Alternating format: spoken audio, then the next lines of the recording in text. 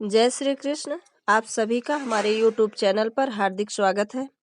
आज की इस वीडियो में मैं आप सभी को सुनाने जा रही हूँ मार्गशीर्ष यानी अगहन मास की पूर्णिमा व्रत की कथा। यह पूर्णिमा 26 दिसंबर दिन मंगलवार को मनाई जाएगी। पूर्णिमा के दिन सत्यनारायण की पूजा और कथा का भी विधान है। इसके अलावा दत्तात्रेय जयंती भी अगहन मास की पूर्णिमा को ही मनाई जाती है। आइए सबसे पहले सुनते हैं पूर्णिमा व्रत कथा। द्वापर युग में एक बार माता यशोदा ने अपने पुत्र भगवान श्री कृष्ण से कहा, हे कृष्ण, तुम संसार के रचयिता और पालनहार हो। आज मुझे कोई ऐसा उपाय बताओ जिसे करने से स्त्रियों को सौभाग्य की प्राप्ति हो, साथ ही उनकी सभी मनोकामनाएं पूर्ण हो जाएं। तब श्री कृष्ण ने कहा, हे माता, मैं आपको एक अचूक उपाय विस्तार से बताता हूँ। स्त्रियों को सौभाग्य की प्राप्ति के लिए 32 पूर्णमासियों का व्रत करना चाहिए। इस धरती पर एक राजा थे जिनका नाम चंद्रहास था। वे अनेक प्रकार के रत्नों से परिपूर्ण कार्तिका नाम की नगरी पर राज करते थे। उसी नगरी में एक धनेश्वर नाम का ब्राह्मण था जिसकी स्त्री अति सुशील और रूपवती थी। उस ब्राह्मण के घर में धन धान आदि की कमी नहीं थी, लेकिन उसकी कोई संतान न होने की वजह से वह दुखी रहता था। एक दिन उस नगरी में एक तपस्वी आया। वह तपस्वी उस ब्राह्मण के घर को छोड़कर सभी घरों में भिक्षा लेता और अपने पेट भरता। एक दिन तपस्वी भिक्षा अन्न को प्रेम पूर्वक खा रहा था कि ब्राह्मण धनेश्वर ने योगी के पास जाकर बोला, महात्मन, आप सभी घरों से भिक्षा लेते हैं लेकिन मेरे घर कभी नहीं आते। मैं इसका कारण क्या जान सकता हूँ? योगी ने कहा कि तुम निसंतान होने के कारण पतितों की श्रेणी में आते हो, और ऐसे में जो भी पतितों का अन्न खाता है वह भी पतित हो जाता है। चूंकि तुम निसंतान हो, इसलिए मैं तुम्हारे घर की भिक्षा नहीं लेता हूँ। योगी की इस बात से धनेश्वर को बहुत दुख हुआ और वह योगी के पैरों पर गिर पड़ा। कहने लगा, हे महाराज, कृपा करके मुझको पुत्र प्राप्ति का उपाय बताइए। मैं पुत्र न होने के कारण बेहद दुखी रहता हूँ। सब कुछ होते हुए भी मैं खुश नहीं हूँ। आप मेरे इस दुख को दूर करने का उपाय बताएं। यह सुनकर योगी कहने लगे, हे ब्राह्मण, तुम चंडी की आराधना करो। योगी के कहे अनुसार धनेश्वर ने वन में जाकर चंडी की उपासना की और उपवास किया। चंडी ने 16वें दिन उसे सपने में आकर दर्शन दिए और कहा, हे धनेश्वर, तेरे पुत्र होगा, लेकिन वह 16 वर्ष की आयु तक ही जीवित रहेगा। लेकिन यदि तुम दोनों स्त्री पुरुष 32 पूर्णमासियों का व्रत करोगे तो वह दीर्घायु को प्राप्त होगा। प्रातःकाल तुम्हें इस स्थान के समीप ही एक आम का वृक्ष दिखेगा। उस पर चढ़कर एक फल तोड़कर शीघ्र ही अपने घर जाना और वह फल अपनी स्त्री को खिला देना। ऋतु स्नान के बाद वह स्वच्छ होकर भगवान शंकर का ध्यान करके उस फल को खा ले।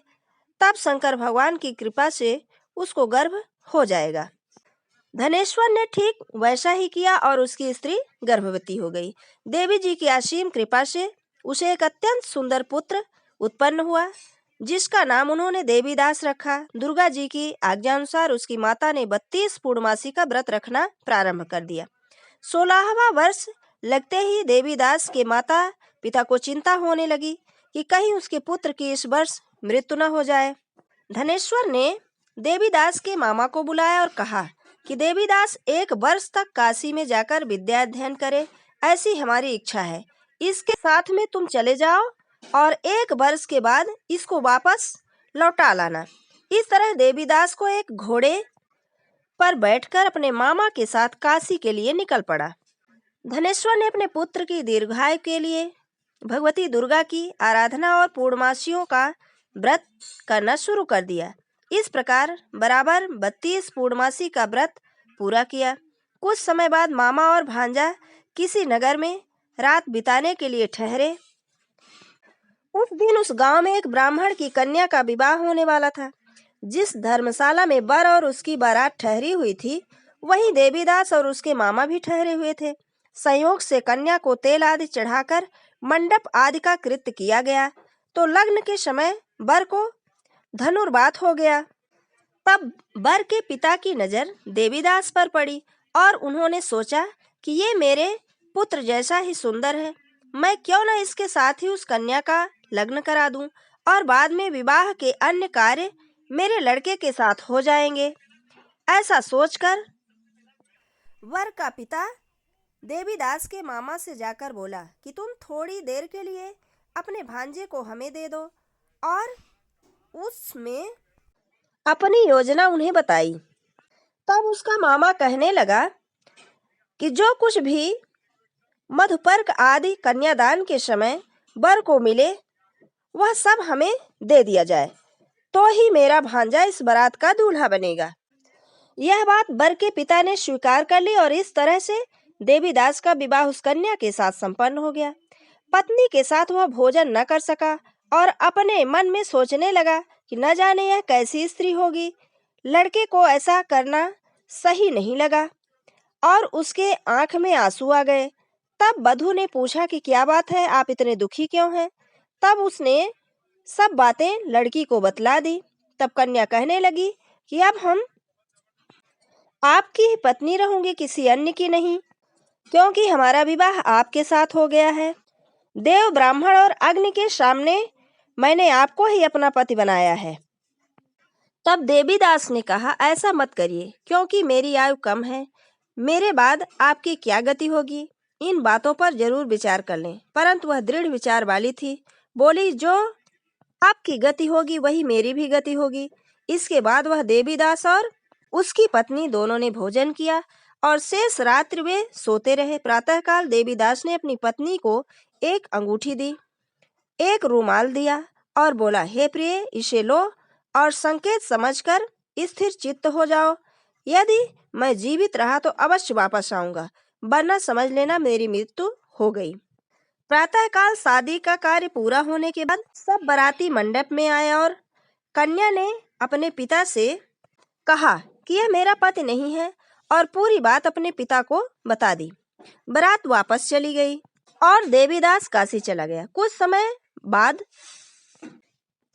काल से प्रेरित होकर एक सर्प रात्रि के समय देवीदास को डसने के लिए वहां पर आया, परंतु व्रत के प्रभाव से उसको काट न सका, क्योंकि पहले ही उसकी माता ने 32 पूर्णिमा का व्रत पूरा कर लिया था। इसके बाद मध्याह्न के समय स्वयं काल वहां आकर देवीदास के शरीर से उसके प्राणों को निकालने का प्रयत्न करने लगा, जिससे वह मूर्छित होकर पृथ्वी पर गिर पड़ा। उसी समय पार्वती जी के साथ श्री शंकर जी वहां पर आ गए। उसको मूर्छित दशा में देखकर पार्वती जी ने भगवान शंकर जी से कहा, हे महाराज, ये वही बालक है जिसकी माता ने 32 पूर्णिमा का व्रत किया था, जिसके प्रभाव से इसका मृत्यु दोष कट गया है। भवानी के कहने पर भगवान शिव जी ने उसको प्राण दान दे दिया। उधर उसकी स्त्री प्रतीक्षा कर रही थी। जब 16वां वर्ष व्यतीत हो गया तो देवीदास भी अपने मामा के साथ काशी से चल दिया और वो कुछ दिन बाद अपनी पत्नी के घर पहुंच गया।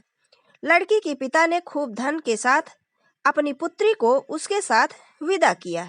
श्री कृष्ण कहने लगे कि इस प्रकार धनेश्वर द्वारा 32 पूर्णिमाओं का व्रत रखने से उसकी पुत्र की आयु लंबी हुई और वह दीर्घायु को प्राप्त हुआ। अतः जो भी स्त्रियां ये व्रत करती हैं वे जन्म जन्मांतर तक वैधव्य का दुख नहीं भोगती और वे सदैव सौभाग्यवती रहती हैं। यह व्रत पुत्र पौत्र को देने वाला तथा संपूर्ण मनोकामनाओं को पूर्ण करने वाला माना गया है। ये थी मार्गशीर्ष माह की पूर्णिमा व्रत कथा। अगर आप व्रत नहीं भी हैं तो इसे एक बार जरूर सुनें, और अगर हमारा ये वीडियो आपको अच्छा लगे तो लाइक करें और अपने मित्रों के बीच में शेयर करना ना भूलें। जय श्री कृष्ण। धन्यवाद।